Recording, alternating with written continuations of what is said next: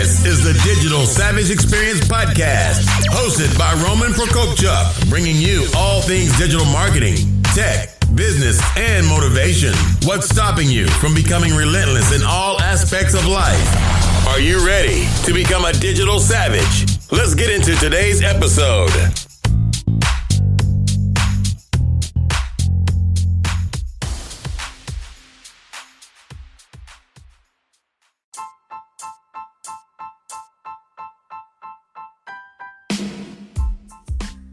Hey everyone, this is Roman Prokopchuk, and this is the Digital Savage Experience Podcast. Today I have with me Ted L. Jackson, who is the proprietor of Be the Light Coaching and Consulting. He's also an author and speaker. Thanks for joining me today. Thank you for having me. So tell me a little bit about your journey. How did you get to the 2019 you, some of the things you had to go through, and how did you decide to do what you currently do? Well, I can start back to when I was a young kid. I grew up in a pretty religious home, still am. And from that place, I learned a lot about my giftedness and about my, different talents. But one of the things that I realized even as I grew older was that I had a lot of self-esteem issues. Yes, I had great talents and abilities, but because of that, those self-esteem issues, many times I would be really quiet, really passive, and even just allow people to treat me in a kind of way. I did have some bullying when I was younger, which I think influenced me when I got older. But one of the amazing things I think about is that I believe that anything that I've gone through or that I face is also something that I could use to go on later.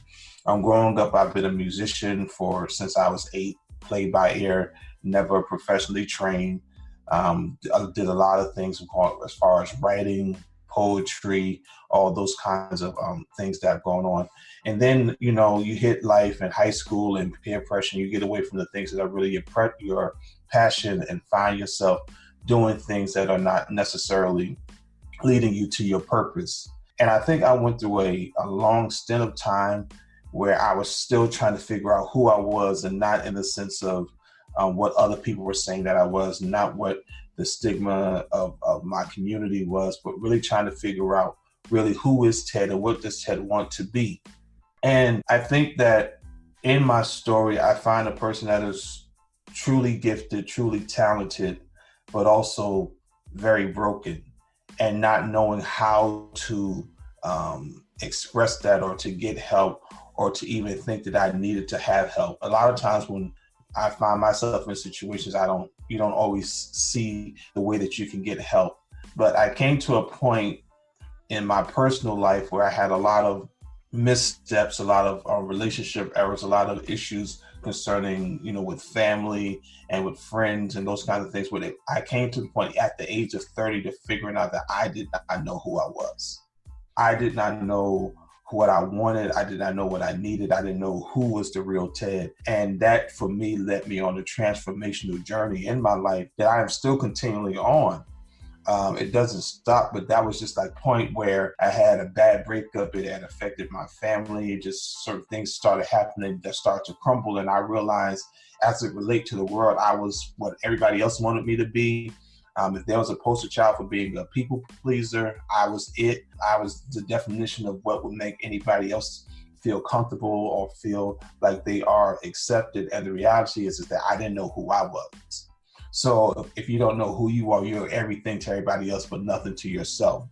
So from that point, I started to go into a lot of self-development, personal development work, started to work with a therapist, also joined a men's group, which really transformed and changed my life. One book that really helped me was the book by Dr. Robert Glover, No More Mr. Nice Guy, because I could see that a lot of my ways that I was raised, not saying that it was bad, but helped to foster over a sense of a lack of identity or a lack of self-worth inside of me. So I had to figure out and also have help and support from people to help me navigate those areas of my life, because I was good at performing. I was good at my talent. I was good at being able to use what talents I had to help other people, but I was no good to myself, and I didn't know how to take care of me and make sure that the needs that I had were being met. And through that book, and through joining a men's group, and through therapy, and through my own personal introspection, I began to really discover who I truly was. And the reason that I believe one of the good things I believe I have is to be able to hear and to listen and to empathize and to be able to help people navigate through some of the things that I've gone through, but also things that I may not have encountered, but have the wisdom enough to know how to spark a change in their life. So that's how I got, not just from just helping and transforming my life to the place that it is now, but also helping others do that. And that's what I think even the name of my company, Be the Light, has to do with, because a lot of times we're living in a state of mental darkness. And I've been in that place of being in a mental darkness or being stuck and not knowing how in the world can I get out, and having all of these great things that are happening, but still feel stuck or in the darkness in my mind, and being able to turn that light on and see that there is something great on the other side of the darkness. If I would just look up and see, and be the light for me is an expression that I don't need something outside of me to reflect or shine on me. I am out. I express and demonstrate what it means to have light on the inside, because I believe it's what's on the inside that's going to reflect on the outside. So being the light means that I have the ability to cause brightness to come into dark situations. There is no situation that I can face or deal with that the light that's inside of me can cause change to come. So that's a part of my story. No, I agree with that. I think it's important to be positive and that focus of positivity, because you always have the option of either being positive or negative, and what you do with the situation. And like you said, finding who you are, it's important, whatever you do, entrepreneur, whatever walk of life, because we're constantly kind of redefining ourselves. And when something happens to us, that may, that variable may change what we want to do, who we are, who we want to be around. Things like, I'm a foster parent. We've had kids for a year. So last week, basically, we thought we were going to adopt them, 2 brothers. They ended up being taken and reunified with their biological mom. Wow. Now, obviously, it's like tearing your child away, because, they've called us mommy and daddy. They don't know what's going on. We may or may not have communication with them at any point of their lives moving forward. It's based on the biological mom. And I can sit here and be super down about it, or kind of reflect and see what the positives were and what they gave us versus what we gave them. Because a lot of people say, those kids are so lucky. Well, we're lucky as well. There were 2 wonderful little boys that taught us a lot and made us different people. So the last few days, me and my wife have taken the time to rediscover who we are now after this experience. So I think that change happens, and you have to do it over and over again throughout your life. And I think those experiences, stuff like that happens even in your personal life when you're facing stuff, I think that kind of stuff are their seeds for the future, because you don't never know the impact of that 1 year will have on their lives and the things to come. Just the fact that they're able to have that kind of reflection and that kind of experience with you. And just like you said, the experience grew you. So there, I believe, even it may look like a bad situation, the fact that you were able to impact them for that amount of time actually really transforms things. Yeah, it's really important. And we got into foster care because of other issues. So we had, fertility stuff, and we had a lot of miscarriages. So that was another kind of setback that could have, broken us or led us to different paths in terms of a negative direction. Then, my grandfather passed away 2 months ago. So it's all this compounded stuff over and over again. And you just have to keep getting up and redefining yourself. Yeah, definitely. You definitely have to.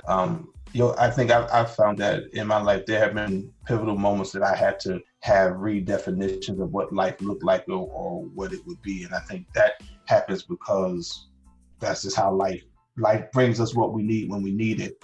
And we don't always find ways that we want to accept it, but it does come. And how you handle it shows what's inside you or where you need to grow. I think that's really important. Yeah, and we've prayed about it, and it's kind of one of those things, you don't get anything that you can't handle. Yeah. So at this point, it gets you prepared for like the level up, the next thing. And then at the next level, there'll be a hardship at some point and how you deal with that. And then hopefully if you move in the positive direction in life, you keep kind of leveling up and getting to the point where you're truly happy. Yeah, I agree. I totally agree with you, because I think that happiness is a perspective and not always necessarily what some people say that happiness is what's happening around you. But I really believe it's really having the right kind of perspective. And that can happen, when you change your mindset. And that's really what has helped me, is that to be able to look at my mindset where it is and not denying reality. That's not really what I'm saying, but it's almost like the saying, and it's probably kind of corny, but when they say, when life gives you lemons, make lemonade. I think you have to make what's best put into your hand. And I think that is what shows what's really down on the inside of you. Yeah, I definitely agree with that. And obviously there's different situations that people come from, more fortunate, less fortunate. But when you see someone make it or get to a point where you want to get from situations that you came out of, and basically defines you, because, some people go the drugs, alcohol, they're in prison route, while other people's same variables become, multimillionaires, have successful businesses, companies built, have, wonderful, loving families. So it's just kind of a choice.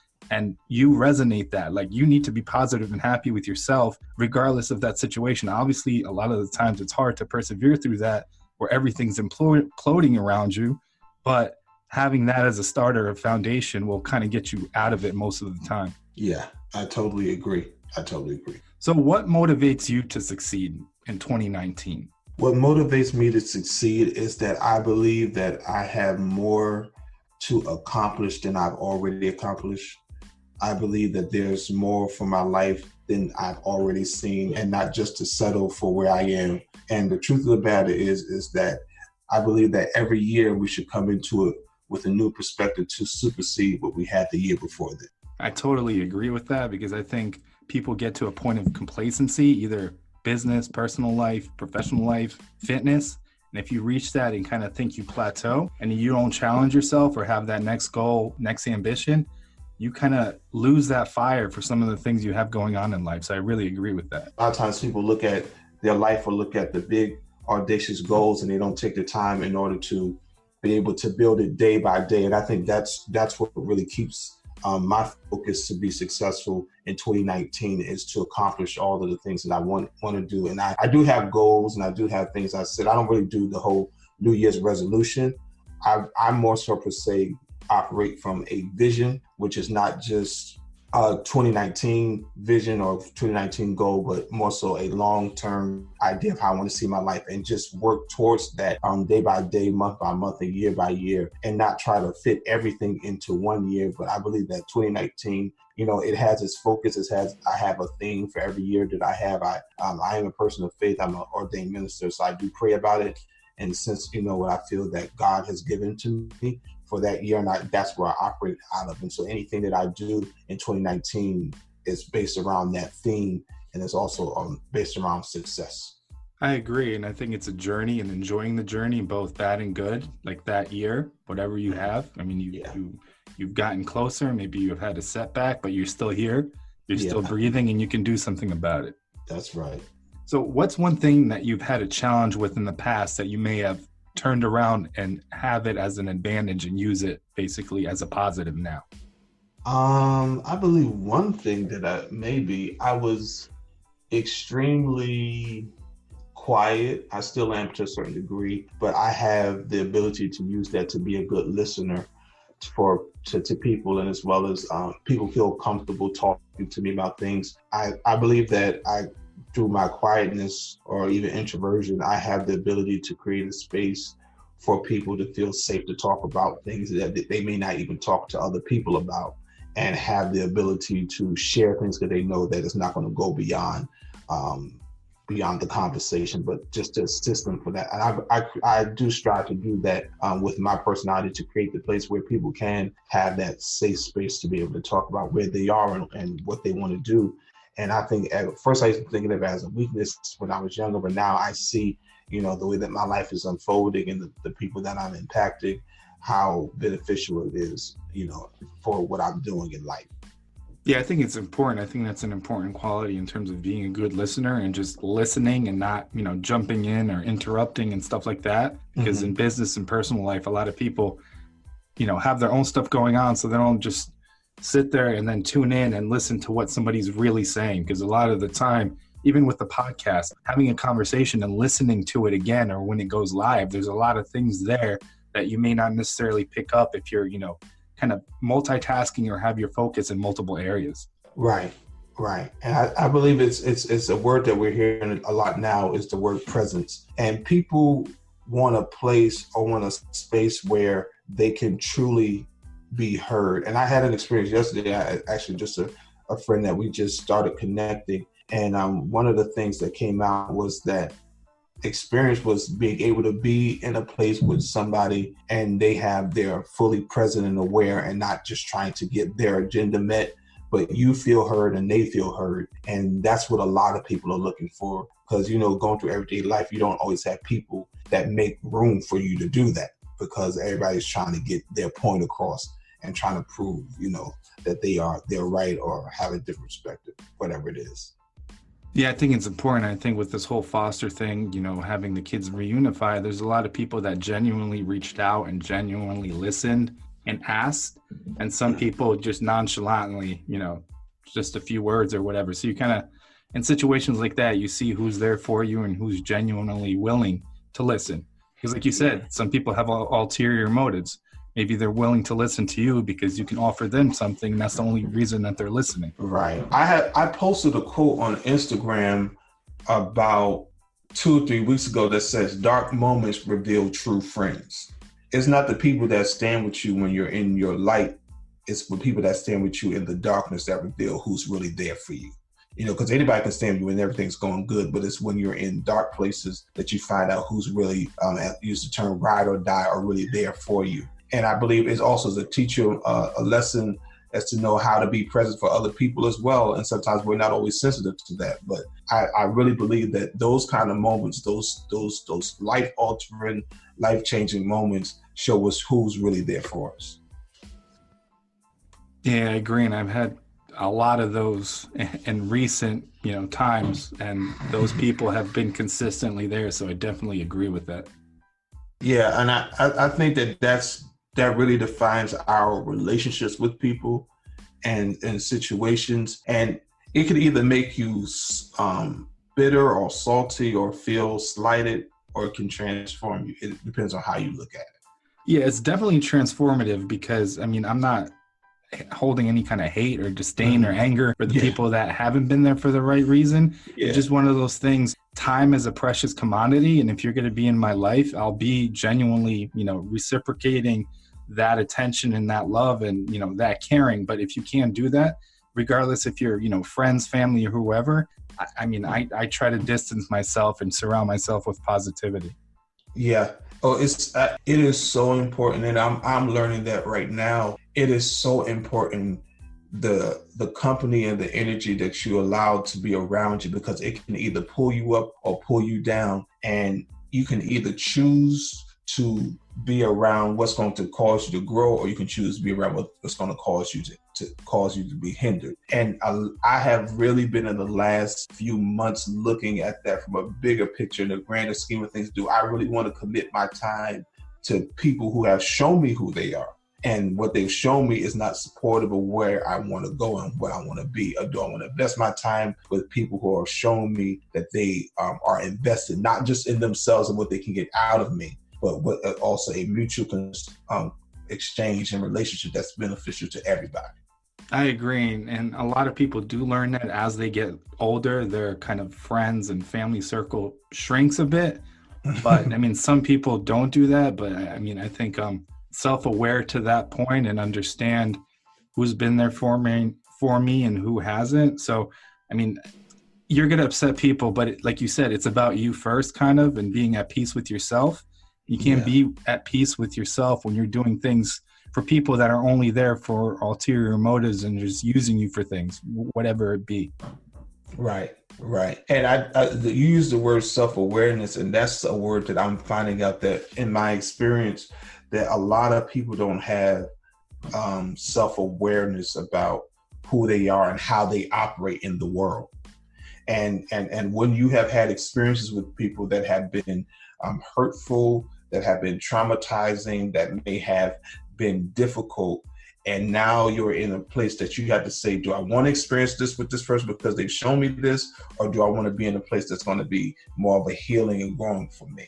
And I've had experience just recently, almost even yesterday, where I had to make a decision, and it upset some people, the decision I made, but I had to make this at that point is, am I in this space now to deal with these people's behavior that's going to trigger something I don't want? Or am I going to do something that's going to be beneficial to who I am and how I want to show up in the world? And and it was a hard decision, but I see the benefit of it. I agree. And when you kind of realize and become self-aware, a lot of things your eyes are open to, and you kind of recalibrate or realign what's really important to you. Yeah, you, and I think, I don't know if it's just getting older or just getting more clear of a vision for my life, that it has become more important for me to be at peace and to be whole and to work through whatever stuff I have than to just sit there and to fester in bitterness and animosity and anger and not really deal with the issues that are going on. And that's really has become something that I'm continually doing, because I know I have my own things that people have issues with me about. So I have to be aware of that in the way that I affect other people. Yeah, I agree. I think it's a two-sided kind of coin. So you have to be self-aware of other people and have the self-awareness for yourself, how you're affecting other people, what you're good at, what your strengths or weaknesses are on a personal and professional level, and kind of work on them. I mean, sometimes it's hard. You're tired. You're emotionally drained, but, taking some kind of positive step forward just builds you up as a person. Yeah, definitely. And I think that's the goal, I think, in life altogether, is to always be building up to something better than where and what you've been dealing with. And I strive to do that on a daily basis. I haven't reached perfection yet, but I'm working towards it. Yeah, me too. It's hard to attain, but it's something definitely to strive for. Definitely. So what's one thing you can leave with the audience in terms of advice, professional or personal?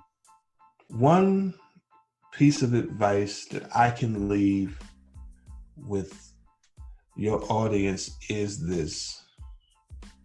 that at all times and in all ways, you have the answer that you need for the situation that you're in. It may not look like it right now, but eventually what the answer you need will come to you. I agree with that. And sometimes it's hard to find, but eventually you're going to reach it. Yeah. And when you reach it, you'll know, and you'll be at peace with it. It's just the issue of you trusting yourself. Yeah, I agree with that. So I really appreciate you stopping by today. Can you let the audience know how they can find you? You can find me at Ted L. Jackson _ on Instagram, Ted L. Jackson on all the other social media platforms. I'm there under that name, and it's such a delight to be on today. Really appreciate you stopping by. Thank you. Thank you.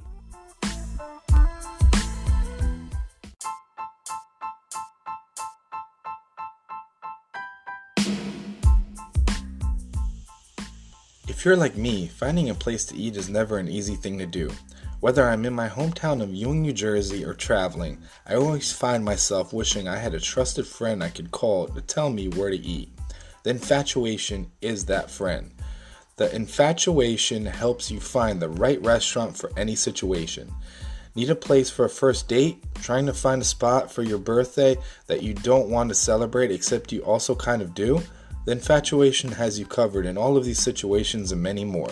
So if you ever need to find a place to eat but don't want to read through thousands of unreliable crowdsourced reviews, hit up theinfatuation.com or download the free app for iOS and Android to search thousands of restaurant reviews and guides in 22 major cities around the world. Or let the infatuation do the work for you by sending a text to 64560.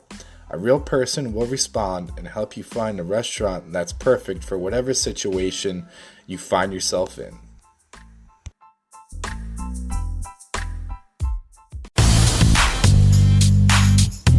This podcast has been brought to you by Nova Zora Digital. Find out how Nova Zora Digital can help your company grow online.